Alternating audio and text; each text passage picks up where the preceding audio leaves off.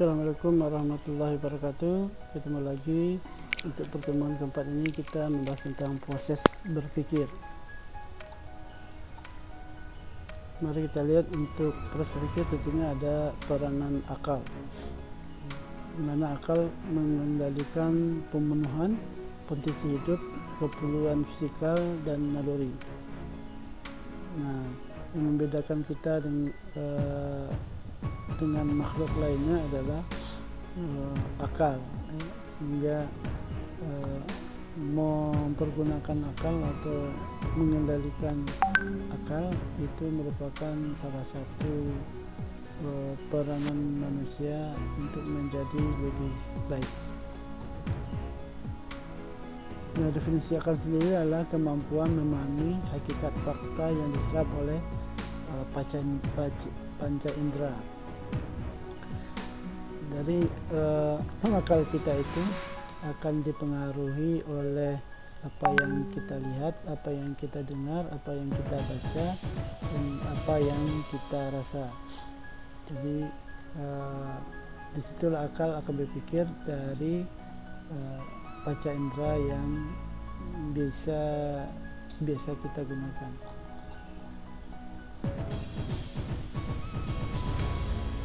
Sesungguhnya kejadian langit dan bumi dan pada pertukaran malam dan siang adalah tanda-tanda kekuasaan, kebijaksanaan, kebesaran rahmat Allah bagi orang yang berakal. Ini di sini juga diminta untuk bahwa kebijaksanaan dan kebesaran rahmat biasanya digunakan untuk orang yang menggunakan akal.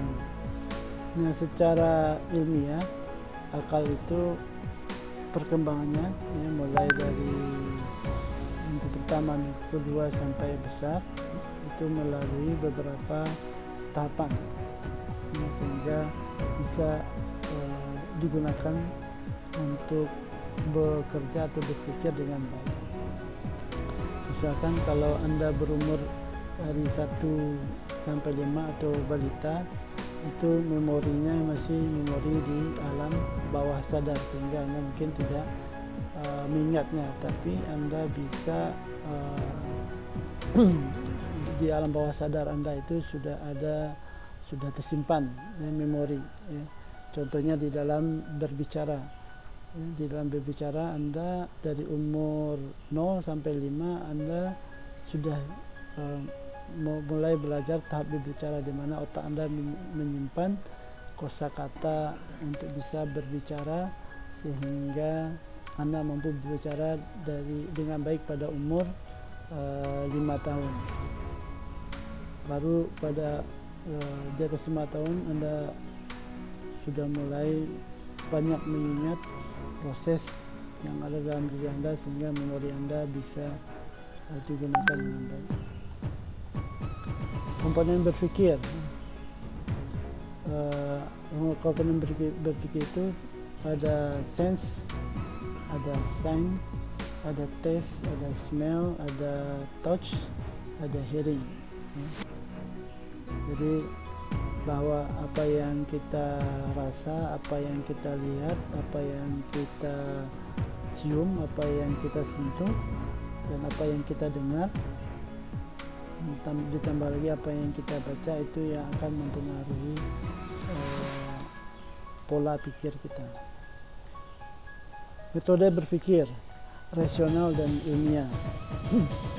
Kajian untuk mengetahui realiti suatu fakta yang dikali dengan cara memindahkan serapan panca indera terhadap fakta tersebut ke dalam otak, beserta dengan adanya sejumlah maklumat awal yang akan digunakan untuk menafsirkan fakta tersebut. Selanjutnya otak akan memberikan penilaian terhadap fakta tersebut. Ini adalah rasional. Sedangkan ilmiah, kajian untuk memperoleh pengetahuan mengenai realiti sesuatu melalui eksperimen atau uji kaji. Berpikir benar, pemikiran sesuai dengan realiti, memastikan pemikiran sesuai dengan fakta dan fitrah manusia. Dari sense, sight, taste, smell, touch, hearing, and reading itu akan mempengaruhi otak Anda sehingga Anda bisa membaca atau memikir sesuatu fakta, ya. Bisa melihat ini benar, ini salah, ya. Ini fiktif, ini fiksi, dan lain-lain. Berpikir tentang tujuan hidup, ya, ini contohnya. Untuk apa Anda hidup di dunia, kemudian dari mana Anda berasal, akankah kemana Anda. Nah, ini cara Anda, contoh, ya. Ini contoh untuk Anda berpikir, ya. Ini berdasarkan mengenai kehidupan. Contohnya kalau konsepnya bahwa untuk apa yang hidup di dunia. Nah, ini Anda diminta untuk mulai berpikir bahwa di dunia ini kita adalah sementara, bahwa akan ada masanya kita tidak akan ada di dunia, maka kita harus tahu, ya, kemana tujuannya, ya.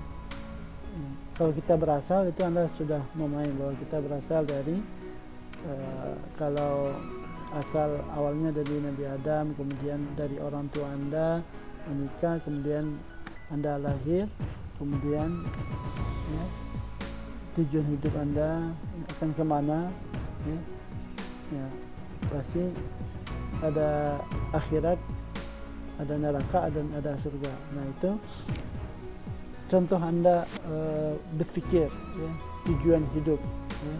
Ini biasanya untuk memotivasi Anda bahwa di dalam hidup ini harus ada tujuannya. Sama kayak Anda kuliah itu Anda tujuannya apa. Nah, sehingga Anda berpikir bahwa oh, saya kuliah harus mencapai gelar sarjana, ya. Nah, untuk apa Anda mencapai gelar sarjana? Nah, kemana Anda setelah mencapai sarjana? Nah, itu yang harus Anda jawab. Level berpikir manusia, ada yang berpikir dangkal, berpikir dalam, dan berpikir cemerlang, ya. Kalau berpikir dangkal, ya biasanya orang yang cenderung melihat sesuatu hanya pada permukaan saja, langsung mengambil keputusan. Kalau yang berpikir dalam, berpikir secara mendalam, berusaha untuk memahami suatu perkara terlebih dahulu, baru mengungkapkan dengan menguji fakta dan lainnya. Berpikir cemerlang, tidak hanya memahami fakta, namun juga hal-hal berkaitannya dengan fakta. Jadi ada dua aspek, ya. Untuk ini orang yang berpikir cemerlang, ya. Kemudian berpikir politik, ya, meliputi berbagai hal peristiwa untuk memahami fakta dengan benar. Kecerdasan tertinggi menyelesaikan permasalahan kehidupan manusia dengan berdasarkan pandangan. Ini kalau orang Islam itu pandangan Islam, atau politik kalau Anda berpandangan politik partai, berarti berdasarkan pandangan hidup masing-masing sesuai dengan agama atau ya, apa yang dianut. Berpikir kreatif, ya, adalah proses mengolah dan memanipulasi informasi untuk memenuhi suatu kebutuhan dan memberinya respon. Ya. Nah, ini mulai nih otak berpikir bahwa dia harus memunculkan dari apa yang Anda rasa, apa yang Anda lihat, itu akan diolah sehingga melihat kemungkinan, ya, Anda memberikan respon, memunculkan sesuatu sehingga muncul ide-ide yang disebut dengan kreativitas. Nah, bagaimana orang berpikir? Secara garis besar ada dua macam cara berpikir, yaitu berpikir autistik dan berpikir realistis, ya. Kalau autistik ya seringkali disebut sebagai menghayal, melamun, atau berfantasi, ya, itu autistik, ya. Berpikir autistik, orang melarikan diri dari kenyataan dari hidup sebagai gambar-gambaran fantastis, ya.